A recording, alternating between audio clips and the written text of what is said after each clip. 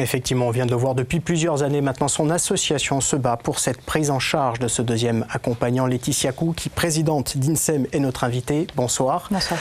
C'est le soulagement ce soir. Qu'est-ce qui garantit que désormais cette prise en charge sera pérennisée ? Eh bien, le décret qui nous a été annoncé aujourd'hui par Madame la préfète de Corse le garantira. C'est ce qui nous a été confirmé ce matin et qui, en effet, a soulagé toutes les familles. C'est la fin d'un combat qui a pris plusieurs années ? Oui, ça fait à peu près 10 ans qu'on se bat, alors souvent seul au début, il faut le dire.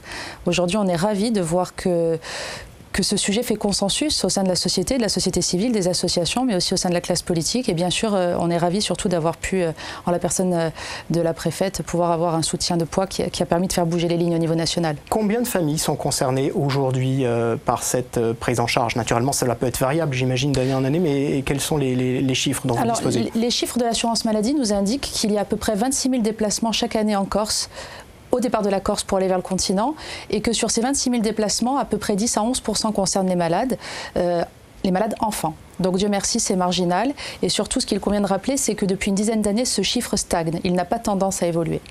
Alors, il y a les transports, mais votre association se bat également pour aider ces familles dans l'hébergement, que ce soit à Nice, à Marseille et peut-être à Paris dans les prochains mois. Où en êtes-vous ? En effet, l'hébergement, c'est le deuxième gros problème auquel sont confrontés les Corses lorsqu'il faut un jour partir sur le continent pour accéder à des soins.